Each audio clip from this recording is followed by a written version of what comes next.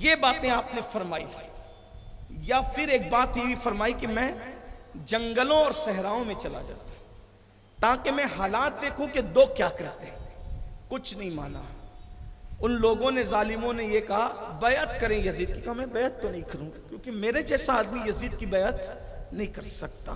بالآخر شمر ذیل جوشن نام کا یہ بندہ تھا. اس نے ابن زیاد کو ورگلایا کہ وہ تو بیٹھے بیٹھے ابن سعد تو باتیں کرتے رہتا ہے حسین سے اور جنگ نہیں کرنا چاہتا. تو شمر جو تھا اس کو کہا کہ ایک کام کر تو جا اور اب جنگ وہ نہیں کرتا تو تو کر.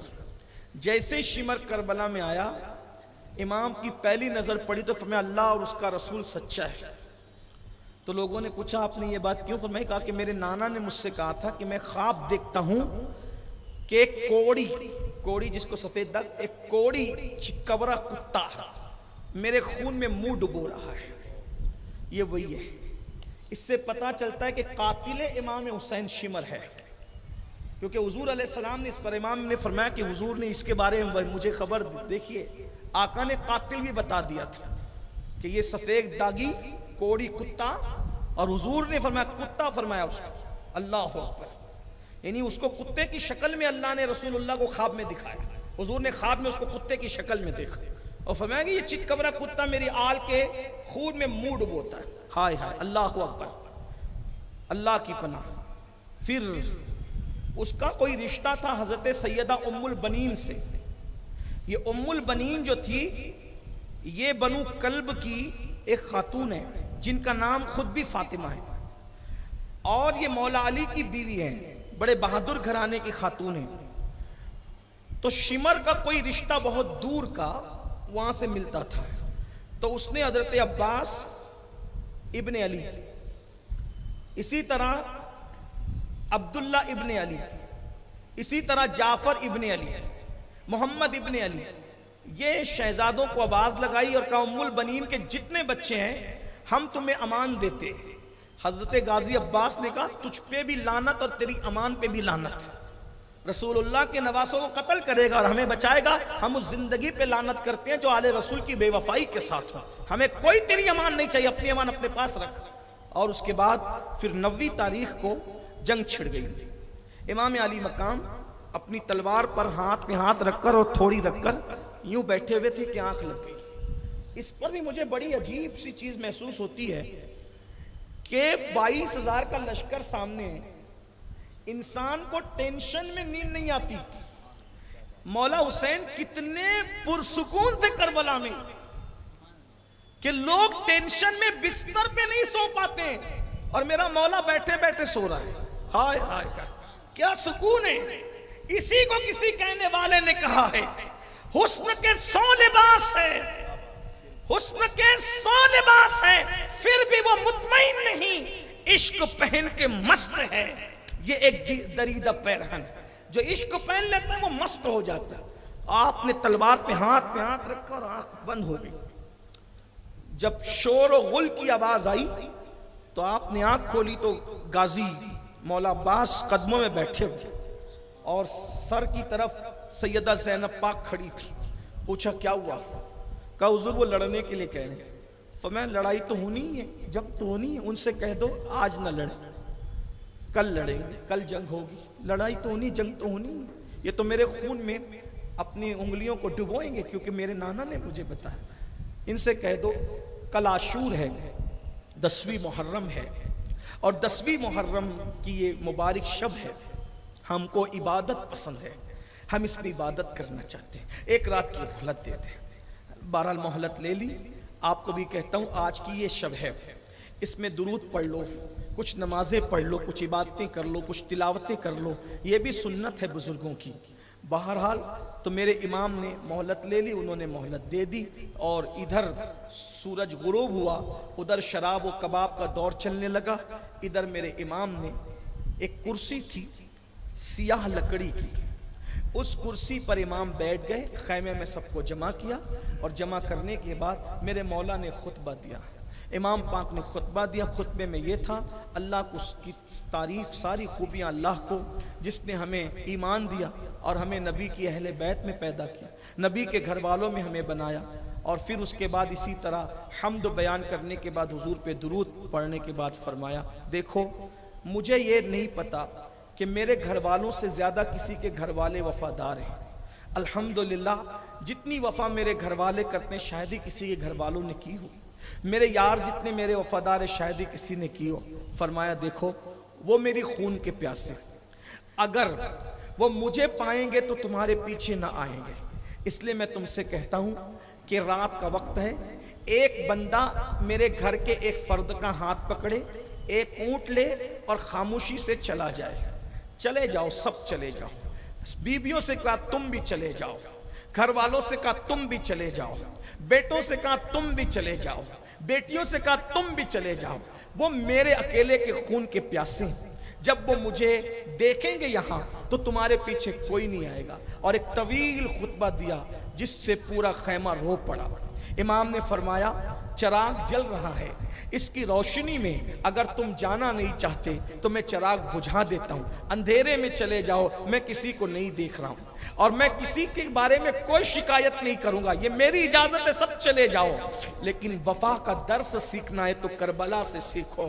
آج کوئی بھائی کسی بھائی کا نہیں ہے، آج کوئی بہن کسی بھائی کی نہیں ہے، کوئی بھائی کسی بہن کا نہیں ہے، ہائے ہائے تباہی ہے، بربادی ہے، معاشرے کو آگ لگی ہوئی ہے، لیکن کربلا کیا بتا رہا ہے، اللہ اکبر۔ امام نے چراغ بجھا دیا اور تھوڑی دیر کے لیے آپ خاموش بیٹھ گئے اور پورے خیمے سے سسکیوں کی آواز اٹھ رہی تھی، دیر تک سسکیوں کی آواز اٹھی، پھر امام نے اب چراغ تو خود ہی بجھایا تھا، جلانا خود تو نہیں تھا، کسی نہ کسی کو تو جلانے کے لیے کہنا تھا، میرے مولا کو کتنا اعتماد تھا اپنے بھائی پر، اللہ اکبر۔ فرمایا میرے غازی اٹھو اور جلدی سے چراغ جلا دو، یعنی کہ گویا امام بتا رہے ہیں کون رہے گا کون نہیں رہے گا گارنٹی ہو نہ ہو، لیکن کوئی جا سکتا ہے مگر میرا غازی مجھے چھوڑ کر کے نہیں جا سکتا۔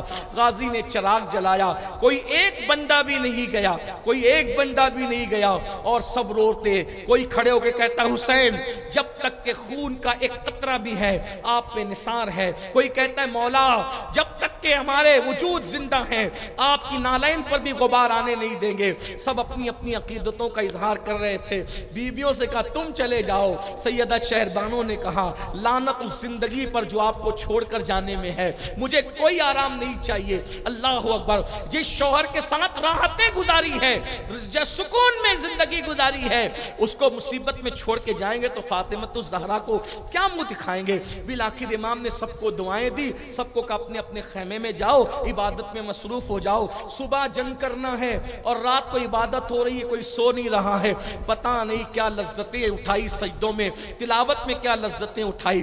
اب صبح آئی، اللہ اکبر، جیسے صبح طلوع ہوئی تو آج کی صبح کچھ الگ تھی، کچھ انفرادی تھی۔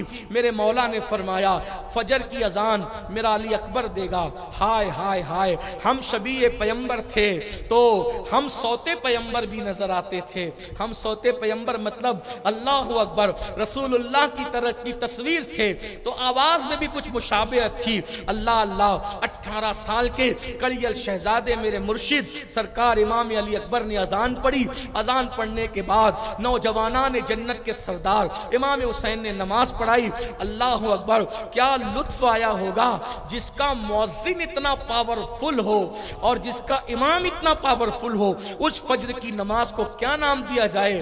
اقبال نے اسی لیے تو کہا تھا الفاظ و معانی میں تفاوت نہیں، لیکن الفاظ و معانی میں تفاوت نہیں، لیکن ملا کی اذان اور مجاہد کی اذان اور، یہ کس مجاہد کی اذان ہے؟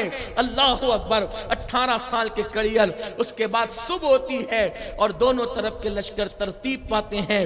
مختصر یہ کہ امام علی جدہ وعلیہ السلام اپنی اونٹنی پر بیٹھ کر ایک طویل خطبہ دیتے ہیں جس میں اپنی فضیلت بیان کی، وہ میں پہلے بیان کر چکا ہوں۔ اس کے بعد اللہ اکبر، بالآخر جو ہے وہ عمر سعد اور شمر یہ دونوں بدبخت کہنے لگتے ہیں حسین یہ خطبے کی جگہ نہیں ہے، اب تم اپنی بک بک بند کرو، یا تو لڑو یا تو بیعت کرو۔ اور ایسے میں عمر سعد جو ہے وہ ایک تیر چلاتا ہے اور لوگوں کو کہتا ہے گواہ رہنا لشکر حسین پر سب سے پہلے تیر میں نے چلایا ہے۔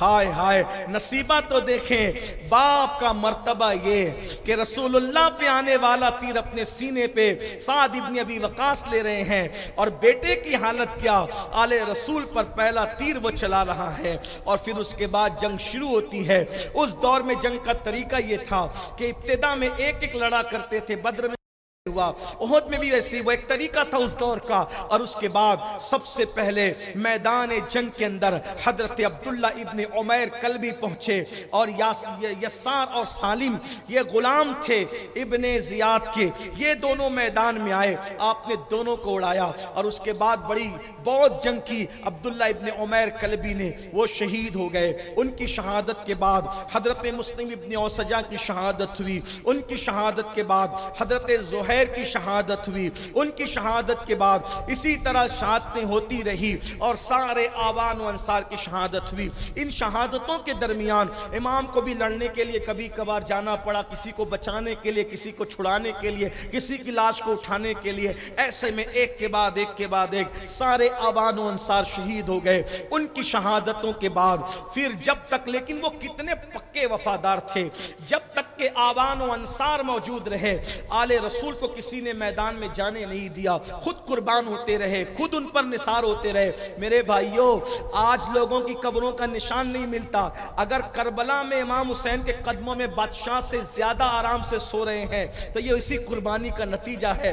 جب لوگ دروازے میں داخل ہوتے ہیں تو میں نے دیکھا ہے لوگ حسین اور آل حسین پر بعد میں حاضری دیتے ہیں، پہلے ان شہداء کو حاضری دیتے ہیں جنہوں نے پہلے آل رسول سے پہلے اپنے آپ کو ان کے قدموں پہ قربان کیا۔ وفائیں اتنا بلند کرتی ہے میرے بھائی، اللہ اکبر۔ جب پھر اس کے بعد شہزادوں کی باری آئی، اللہ اکبر، امام حسن کے شہزادے حضرت عبداللہ ابن حسن، ابو بکر ابن حسن، اسی طرح سے اللہ اکبر محمد ابن حسن، مختلف مورخین نے نام الگ الگ لکھے ہیں۔ اس طرح سے امام علی مرتضیٰ کے شہزادے حضرت عباس کے دوسرے بھائی، ایک کا نام عمر ابن علی بھی ہے، اون ابن علی بھی ہے، محمد ابن علی بھی ہے، جعفر ابن علی بھی ہے، اسی طرح امام مسلم کے شہزادے، ان کی شہادتیں ہوئی۔ اور اس کے بعد پھر اللہ اکبر، اب اصول برکت کے لیے چند شہادتیں پڑھ دی جاتی ہے اور اس کے بعد گفتگو پوری ہوتی ہے۔ اللہ اکبر، ان شہادتوں کے درمیان جب شہادتیں ہو رہی تھی، مولا علی کے کئی بیٹے شہید ہو گئے، بلکہ سارے بیٹے شہید ہو گئے ایک کے سوا، امام حسن کے سارے بیٹے شہید ہو گئے ایک کے سوا، اور حضرت مسلم کے اور دیگر بزرگوں کے سارے بیٹے شہید ہو گئے، چند لوگ بچے۔ ایسے